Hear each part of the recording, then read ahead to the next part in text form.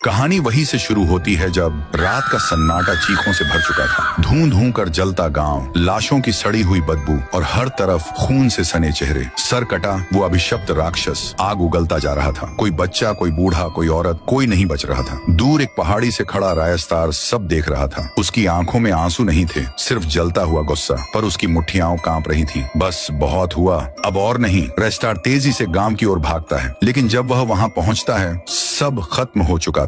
हर ओर राख और कुछ जिंदा बचे लोग जो घुटनों के बल गिरकर रो रहे थे। रेस्टार, हमें माफ कर दो, हमसे बहुत बड़ी गलती हो गई, अब बस हमें बचा लो। अगली सुबह मौत के जंगल में रेस्टार अकेले उसी जंगल में पहुंचता है जहां सर कटा का बसेरा था। जैसे ही उसने पहला कदम जंगल में रखा, कहीं से अजीब सी गूंजती हुई आवाज आई, क्यों आया है? तेरी मौत तेरे सामने खड़ी है, लौट जा। पर रेस्टार नहीं रुका। वो सीधा उस शापित पेड़ के नीचे गया जहां सर कटा की आत्मा बसती थी। उसने गरज कर कहा, गांव वालों से गलती हुई है, पर अब और बर्बादी मत कर। उन्हें अपनी गलती का पछतावा है, रुक जा। एक पल की खामोशी और फिर आसमान से एक जलता हुआ अग्निबाण रेस्टार की ओर बढ़ता है। वो बाल बाल बचता है और एक पुराने पेड़ की ओट में छिप जाता है। जंगल फिर शांत हो जाता है, लेकिन तभी रेस्टार दूर से एक परछाई देखता है। वो सर कटा नहीं था, वो कुछ और था। रेस्टार के रोंगटे खड़े हो जाते हैं और वो जंगल से बाहर चला जाता है। रात गहराई, गांव अब वीरान था। हर कोने में बस राख और खामोशी। तभी सर कटा लौट आता है, पर गांव में कोई नहीं था। उसकी आंखों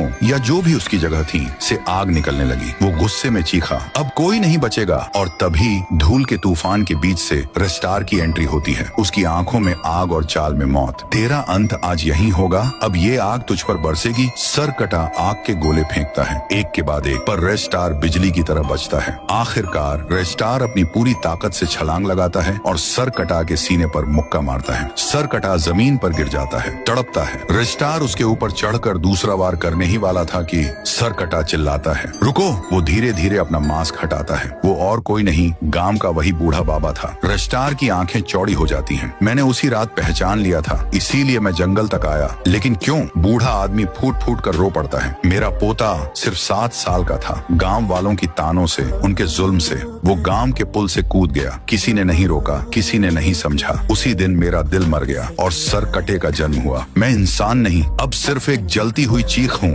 रायस्तार की आंखों से आंसू बह रहे थे। उसने बुजुर्ग को गले लगाया, पर वो सिर्फ धुआं बनकर बिखर गया।